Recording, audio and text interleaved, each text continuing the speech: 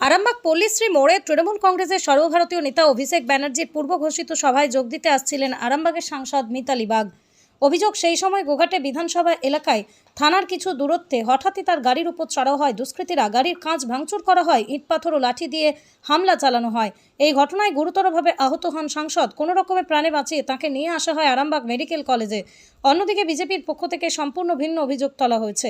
BJP প্রার্থী প্রশান্ত দিগার দাবি করেছেন, প্রথমে তৃণমূল কর্মীরাই হামলা চালায় এবং তাদের একাধিক কর্মী আহত হয়ে হাসপাতালে ভর্তি। ঘটনার পর আরামবাগ মেডিকেল কলেজ চত্বরে তীব্র উত্তেজনা ছড়িয়ে পড়ে। পরিস্থিতি সামাল দিতে মোতায়েন করা হয় বিশাল পুলিশ বাহিনী ও কেন্দ্রীয় বাহিনী। সোশ্যাল মিডিয়ায় ভাইরাল হওয়া ভিডিওতে দেখা যাচ্ছে সাংসদের গাড়ির উপরে হামলার দৃশ্য। একই সঙ্গে হাসপাতালে আহত অবস্থায় কাতর আবেদন জানাতে দেখা যায় তাঁকে। প্রশ্নটা এখানেই, নির্বাচনের সময় যখন আইন শৃঙ্খলা সম্পূর্ণভাবে নির্বাচন কমিশনের অধীনে, তখন একজন সাংসদের উপর কিভাবে এমন প্রকাশ্যে হামলা সম্ভব? যদি একজন নির্বাচিত জনপ্রতিনিধি নিরাপদ না হন, তাহলে সাধারণ মানুষের নিরাপত্তা কোথায়? রাজনীতি যদি প্রতিশোধ আর হিংসার ময়দানে পরিণত হয়, তাহলে হারায় গণতন্ত্রের মূল চেতনা। ভোট মানে মত প্রকাশের অধিকার, ভোট মানে রক্তপাতের লাইসেন্স নয়। আরামবাগ আজ একটা প্রশ্ন করছে, ভয়মুক্ত নির্বাচন কি শুধুই কাগজে? খবরটি ভালো লাগলে অবশ্যই আমাদের চ্যানেলটি ফলো, খবরটি শেয়ার করে পাশে থাকুন। আপনারা দেখছেন খবর আরামবাগ, যে কথা কেউ বলে না। আপনার পাশে, আপনার সাথে।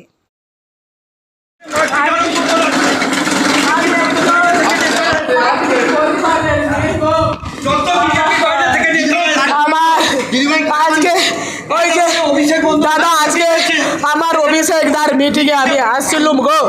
সেই মিটিংটা বানচাল করার জন্যে যেখানে নির্বাচনী কার্যালয় হয়েছে গোঘাটে নির্বাচনী কার্যালয়, প্রশান্ত দিগারের নির্বাচনী কার্যালয়ের সামনে বন্দুক, গোলা বারুদ, বড় বড় ইট কাঠ পাথর এসে গাড়িটাকে সামনে দাঁড় করিয়ে দিয়ে একবারে অহেতুক একটা বিজেপির গাড়িকে তারা সামনে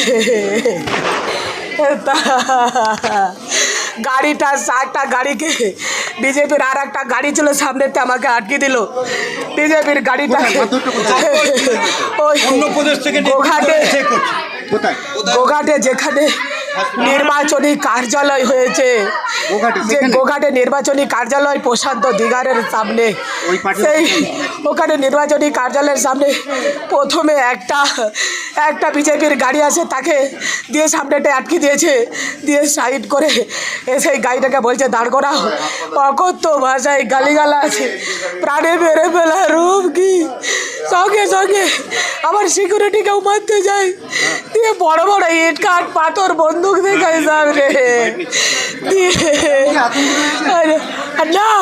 তৃণমূল কংগ্রেসের কর্মীবৃন্দদের গলার কণ্ঠনালী কেটে নিল। তৃণমূল কংগ্রেসের কর্মীবৃন্দরা আর মানবে না, মাটি ছাড়বে না।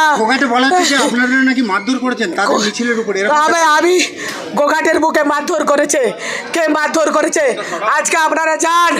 বর্মাতে মুসলিম মহিলাদিকে নিয়ে ঘর থেকে টেনে টেনে কেন্দ্র বাহিনীর সহযোগিতায় তাদেরকে মারধর করছে।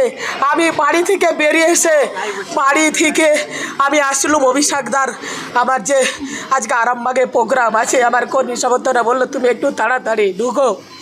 আমি একটু তাড়াতাড়ি আসছিলাম, সেইখানে অ্যাটাক করে দেখুন গোটা গায়ে, আমার একদম গোটা গায়ে যে ভাবে গোটা আমার গাড়ি দেখুন।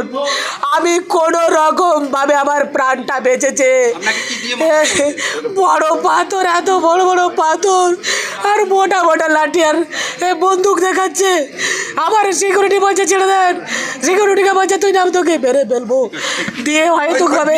দেখুন আজকে দাদা আপনারা দেখুন, আপনারা মিডিয়ার মারফতে দেখেছেন অমিত শাহ কিরোর স্বরাষ্ট্রমন্ত্রী অমিত শাহ বলেছে উল্টি মারো, ঠেঙিয়ে মারো, বেঁধে মারো।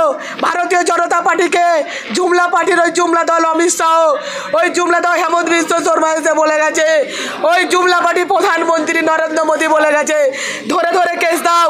কালকে মনোজ কুমার এখানে এসে বলে গেছে আরামবাগের মাটিতে ধরে ধরে তৃণমূল কংগ্রেসের কর্মীদের উপরে জুলুমবাজি করো, তাদেরকে মারধর করো। দেখুন কালকে হিংসার রাজনীতি ছড়িয়ে গেছে, আজ থেকে তা শুরু হয়েছে হিংসা। পশ্চিমবাংলাকে দখল করার জন্য আজকে মা বোনেদের বেইজ্জতি করতে ছাড়েনি, মা বোনেদের ইজ্জত দিতে ছাড়েনি।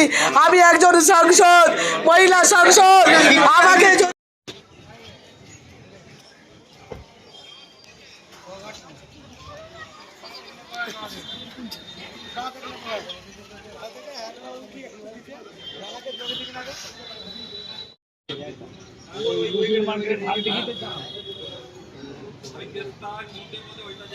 হঠাৎ করে মিতালি বাগ আজকে অভিষেক ব্যানার্জি আসবে আরামবাগে, সেই কারণে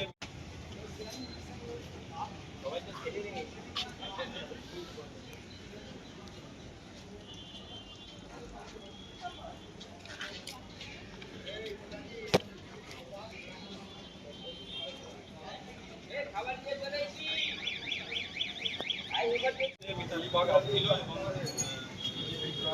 প্রশান্ত বিহারী নির্বাচনী কার্যালয় থেকে মিতালি বাগকে গাড়ি ফিরে গাড়ি ভাঙচুর করা হয়।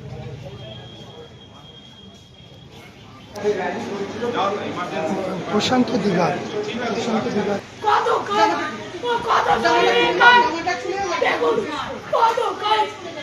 আমাকে বাঁচাও ম্যাডাম, আমি ভেঙে পড়ার মেয়ে নই, শুধু আমার শরীর থেকে আমি বাঁচছি না, আমার শরীর থেকে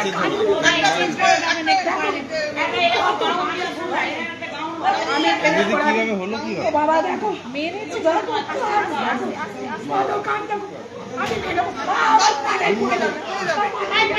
কাঁচের টুকরো এখনো পড়ে আছে, দেখতেই পাচ্ছেন। এই মুহূর্তে আর্তনাদ করেছেন তিনি। আমরা শুধু একটু জানার চেষ্টা করব কিভাবে। আমি বাঁচি না, দেখো দেখো কত কাজ, দেখো দেখো এই কাজটা দেখো,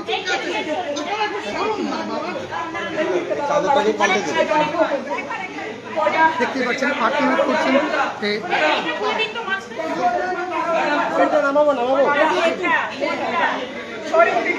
যন্ত্রণায় ছটফট করছেন তিনি এই মুহূর্তে। কাঁচের টুকরো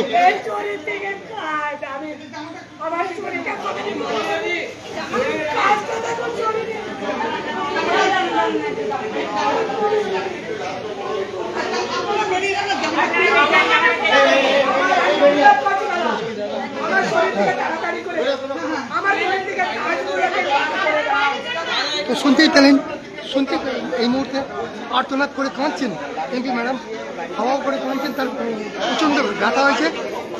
ম্যাডাম আসছিল বিভিন্নভাবে যে কর্মসূচি থাকে, উনি আজকে জানেন যে অভিষেক ব্যানার্জির র্যালি আছে, সেই র্যালিতে উনি আসছিল।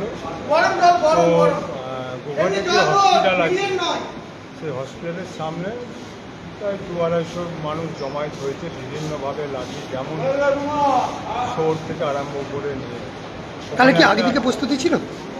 দেখে তো মনে হয় যখন লাঠি ছোটা এইসব জিনিস থাকবে তো একটা প্রস্তুতি নির্বাচনী সবাই তো ওই রকম থাকার কথা নয়। কথা নয়। তো সেই ওখানে একটা বাম্পার ছিল, বাম্পারে যখন একটু স্লো করেছে তখন গাড়িটাকে অ্যাটাক করেছে। এমপি ম্যাডাম, তার ড্রাইভার, সিকিউরিটি এবং এমপি ম্যাডামের তাকেও গাড়ি ভাঙচুর করে তার উপরে আক্রমণও করেছে। আপনারা দেখতে পাচ্ছেন, আমরা দেখলাম ভেতরে আর্তনাদ করছেন তিনি। খবর আসার সঙ্গে সঙ্গে আমরা হসপিটালে এসেছি। সাংসদকে মারছে, ভাঙচুর করেছে, তাকে তো বাঁচাতে যেতে হবে। কর্মীরা কি করবে? কর্মীরা কি সেই সময় বাঁচাবার জন্য চেষ্টা করছে? দেখুন না, এইটা কোন জায়গা, কিভাবে করেছে? ও তো আসছিল এইভাবে করে। ওরা চাইছে যে এইভাবে বিভিন্নভাবে করছে। শুনুন, যত ইয়ে করুক, যত ওরা করবে হামলা, আবার জিতবে বাংলা। মুখ্য নির্বাচনী আধিকারিক আরামবাগে এলেন এবং সম্পূর্ণ আশ্বাস দিয়ে গেছিলেন, এদিকে বেলুনও উঠছে, একদম শান্তিপূর্ণ ভোট হবে। কিন্তু এটা কি শান্তিপূর্ণ লক্ষণ? সেই দিন মিটিংয়ে আমি ছিলাম। আমি বলেছিলাম যে আপনাদের আধা সামরিক বাহিনী এসছে, তারা মহিলারা পুকুরঘাটে আছে, তাদের কাছে একটি বিশেষ রাজনৈতিক দলের কথা বলছে, আপনারা এতে ভোট দেবেন যদি বাঁচতে চান, যদি করতে চান। সেটা আমি কিন্তু মিটিংয়ে তুলে ধরেছি। এই যে বলেছি যে আপনি এত মানুষের নাম বাদ দিয়েছেন, তারা বলছে যে আমাদের বাদ দিয়েছেন, আমরা বেঁচে থাকাচ্ছে, ডিটেনশন ক্যাম্পে যাচ্ছে, আমাদের ইচ্ছা মৃত্যুর জন্য রাষ্ট্রপতির কাছে আমাদের এসডিও মাধ্যমে আমরা পাঠিয়েছি, যে সেটারও আপনারা করেননি, আপনারা সব ফ্রিজ করে দিয়েছেন। তাই সুপ্রিম কোর্ট আবার বলেছে যে না, দুদিন আগেও আপনারা যাতে তাদের ভোটারগুলো যাতে সেই যাদের বৈধ কাগজপত্র আছে তাদের যাতে বেরোয়, সেটা ওনারা করছেন না। কিন্তু যতই করবে হামলা, আবার জিতবে বাংলা। দাদা, এখানে একটা প্রশ্ন, বিরোধী হোক কিংবা শাসক দল যদি উন্নয়ন করে, তাহলে এই হিংসার রাজনীতির অবলম্বন করতে হচ্ছে কেন? মেডিকেল কলেজ তো তৃণমূল কংগ্রেস করেছে তো। আর হেলিকপ্টার যেটা ওরা নামছে, সেটাও তো তৃণমূল কংগ্রেসের মাননীয় মুখ্যমন্ত্রী করেছে। তাই ওরা চাইছে বাংলাকে গায়ের জোরে দখল করবো। একে অপরের প্রার্থীদের ওপর হামলাটা আবার প্রাণের মারার মতো হামলা, এটা কিভাবে কতটা নিন্দনীয় কি মনে করছেন? আরে আমি তো প্রথমে বলছি যে এরা এইভাবে করে চেষ্টা করছে, ওরা কোনো রাজনীতি ধরে আপনাকে এগুলো একটা রাজনীতি হচ্ছে, এটা গণতন্ত্র। পুলিশ কেন্দ্র বাহিনী মোতায়েন করে সেটা আপনাদের মাধ্যমে করো জোরে, আপনারা তো চতুর্থ স্তম্ভ। একটু এগুলোকে দেখান, এগুলো বলুন যে কেন তাহলে এরকম হাজার হাজার ব্যাটালিয়ন পাঠাচ্ছে, এত কেন এখানেতে পাঠাচ্ছে কেন্দ্রীয় বাহিনী? কোনো তো দরকার নেই কেন্দ্রীয় বাহিনী। ম্যাডাম, আরামবাগের বুকে একজন সাংসদ যদি নিরাপত্তাহীনতায় ভোগেন তাহলে কি হবে? সেই প্রশ্নটা আমি কি বলবো, উত্তরটা দেবো? তাহলে আপনার আমার মতন সাধারণ মানুষ যারা আম জনতা, তাদের নিরাপত্তা কোথায়? যদি একজন এমপির গাড়িকে এইভাবে গাড়িতে কোথাও একটা ঢিল মারে সেটা অন্য কথা, এইভাবে ভাঙচুর। আপনি পিছনটা দেখুন, সামনেটা দেখুন, মিতালির গোটা গাটাতে কাঁচের গুঁড়োতে বালি বালি মতন আর্তনাদ করছে, চিৎকার করছে।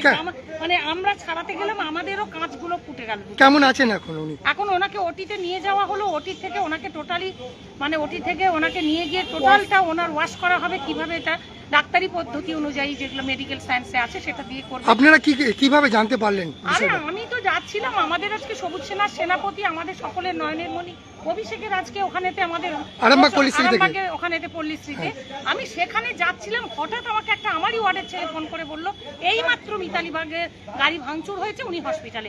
আমি আর ওই দিকে না গিয়ে আমি সোজা এখানে, তখন সেই জাস্ট মিতালিকে ঢোকাচ্ছে দিকে আমি সমানে, যেহেতু মহিলা বলে ভেতরে ছিলাম। আজকে আপনাদের আর কিছুক্ষণ পরেই সভা, হ্যাঁ আর কিছুক্ষণ পরেই আপনাদের সভা শুরু হবে।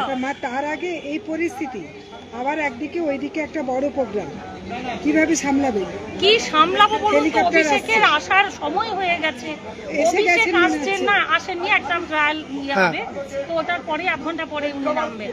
তো সেই জায়গায় আমরা সমস্ত কর্মীরা আজকে ওই জায়গাতে যাতে ভণ্ডুল করা যায়, আজকে ওই জায়গা থেকে যেহেতু এটাকে করেছে যাতে অভিষেকের সভাটাকে ভণ্ডুল করা যায়, কিন্তু ওখানেও আমাদের লক্ষ লক্ষ মানুষ আজকে থাকবে। এই পরিস্থিতি থেকে কিভাবে লড়বেন আপনারা? আমরা লড়বো বলতে আমরা লড়ছি না তো, আমরা এইভাবেই লড়বো যে জনগণ যাতে আমাদের সাথে থাকে। তারা দেখছেন টোটাল ব্যাপারটা, আমাদের আর লড়ার কিছু নেই। দিদি আমাদের একাই 100 লড়ে গেছেন, আর আজকে সাধারণ আম জনতা যখন দেখবেন এই পরিস্থিতি, একজন মহিলা এমপিকে তারা এইভাবে অত্যাচার করেছে, সেই ভোট বাক্সে তার জবাবটা তারা। কিন্তু ম্যাডাম, অভিযোগ আছে যে প্রশান্ত দিগরের গাড়িও ভাঙচুর করা হয়েছে, এমনটাই অভিযোগ। ওনারা যখন দেখলেন যে এতটা ভাঙচুর, এতটা ইনজিওর্ড, তখন ওনারাও, আমি জানি না সেটা সত্যি মিথ্যার তথ্য না জেনে বলা উচিত নয়, তবে হতে পারে ওটা ওনাদের নিজেদের গটাপ কেসও হতে পারে। যখন দেখছে যে এটাকে ড্যামেজ কন্ট্রোল করার জন্য নিজেদের কাঁচটাকে ভেঙে দিল। তো আইনিভাবে কিভাবে লড়বেন আপনারা? দেখুন, এখন আগে আমাদের মিতালিকে সুস্থ হয়ে বাইরে বেরিয়ে ওটি থেকে আসুক, নিশ্চয়ই তারপর আইনের পথেই চলবে। একজন এমপিকে এটা তো হত্যা করার ষড়যন্ত্রের সামিল, অ্যাটেম্প টু মার্ডার নিশ্চয়ই। আজকে যদি ও বসেছিল যেখানটাতে, ওর যেভাবে কাজ, ঠিক বিছানার চাদরটা যেখানটাতে প্রথমে ওকে শোয়ানো হলো, ঠিক এতগুলো, তুমি বিশ্বাস করো কাকুলি, আমি নিজে ছিলাম, তোকে ঝেড়ে দিচ্ছি, ও চিৎকার, আমরা দেখেছি সেই চিত্র। সেইটার পরে ভেতরে যখন ওকে টোটালটা জামা কাপড় চেঞ্জ করিয়ে দেওয়া হলো, ঠিক প্রতিটা জায়গায় ফুটে ফুটে আছে কাঁচগুলো। কাঁচটা দেখেই বোঝা যাচ্ছে, কাঁচ তো আর বালির মতন হয়ে চূর্ণ বিচূর্ণ হয়ে যাচ্ছে গোটা গায়েতে। এইগুলো একটা কি সুস্থ রাজনীতি? এটা কি গণতন্ত্র? আর এই জন্য এত সাজোয়া গাড়ি থেকে শুরু করে এত ব্যাটালিয়ন এখানেতে সিআরপিএফ। এইভাবে ভোট যেতে যায়, মানুষের জবাব দেবে ভোট বাক্সে। আমরা 29 তারিখে মানুষকে আমি অনুরোধ করব, আপনারা এইগুলো দেখুন, জানুন, এবং নিজের বুদ্ধি প্রয়োগ করে আপনারা মনে করবেন যে এই ধরনের যারা গুন্ডাবাজ, তারা যদি আসে আমাদের বাংলা দখলের যে অপচেষ্টা, সেইটাতে যদি আসে, তাহলে আপনারা কতটা নিরাপত্তায়, কতটা নিরাপদে, কতটা ভালো থাকবেন, সেটা আপনাদেরকে আমরা ভাবতে অনুরোধ করছি। তারপরে আপনাদের সিদ্ধান্ত।